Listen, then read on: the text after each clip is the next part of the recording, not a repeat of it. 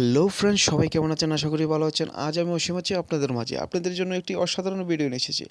আজ আপনাদেরকে দেখাবো হোয়াটসঅ্যাপ থেকে ফুল এইচডি ফটো কীভাবে পাঠাবেন, মানুষদের কীভাবে সেন্ড করবেন। আপনারা হয়তো সবাই এখন হোয়াটসঅ্যাপ থেকে ছবি আদান প্রদান করেন, কিন্তু ফুল এইচডি ছবি হয় না। আজ আপনাদেরকে দেখাবো ফুল এইচডি ছবি কীভাবে সেন্ড করবেন এবং নিজেও নিতে পারবেন। সো ভিডিওটি পুরোপুরি দেখবেন এবং চ্যানেলটির পাশে থাকবেন। সো কথা না বলে চলে যাচ্ছে ভিডিওর মূল কাজে। Let's check it out.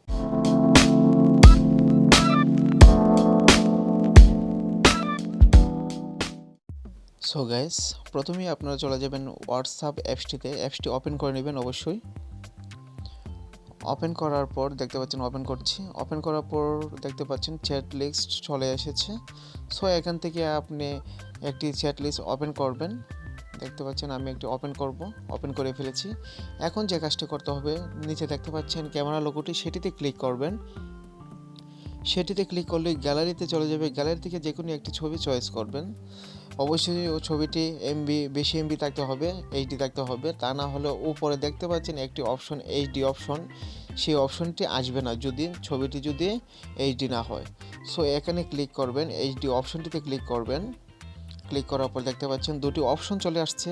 একটি হলো স্ট্যান্ডার্ড কোয়ালিটি, আরেকটি হলো এইচডি কোয়ালিটি। দুটি অপশন এখানে আছে। দুটির মাধ্যমেই আপনি ছবি সেন্ড করতে পারবেন। সো অবশ্যই ফুল এইচডি যদি পাঠাতে চান তাহলে অবশ্যই এইচডি কোয়ালিটিতে ক্লিক করবেন। দেখতে পাচ্ছেন আমি ক্লিক করেছি, হয়ে গেছে। এখন ছবিটি আমি সেন্ড করব। প্রুফ সহ আপনাদেরকে দেখা দেব কিভাবে এইচডি হয়ে চলে যায়। সো দেখতে পাচ্ছেন আমি সেন্ড করে ফেলেছি। একটু লোডিং হচ্ছে। দেখতে পাচ্ছেন ছবিটির বাম পাশে কর্নারে দেখতে পাচ্ছেন এইচডি একটি অপশন লেখা। যদি এই অপশনটি লেখা থাকে তাহলে বুঝতে হবে আপনার ছবিটি ফুল এইচডিতে চলে গিয়েছে, মানে সেন্ড হয়েছে।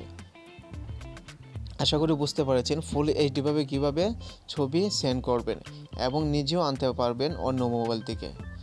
সো গাইস, এভাবেই আপনি এই কাজটি করবেন। এছাড়াও আরেকটি অপশন রয়েছে, আপনার ডকুমেন্ট থেকে আপনি দিতে পারবেন। সো আগের মতোই আপনি দেখতে পাচ্ছেন ক্যামেরার সাথে একটি লোগো, সেটিতে ক্লিক করবেন। সেটিতে ক্লিক করার পর প্রথম দেখতে পাচ্ছেন ডকুমেন্টস, সেই অপশনটিতে ক্লিক করবেন। সেটিতে ক্লিক করলে আবারও গ্যালারিতে চলে যাবেন। সো এখান থেকে আপনি পিকচার চয়েস করে আপনি সেন্ড করতে পারবেন।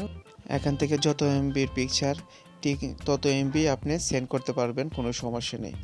আশা করি বুঝতে পেরেছেন।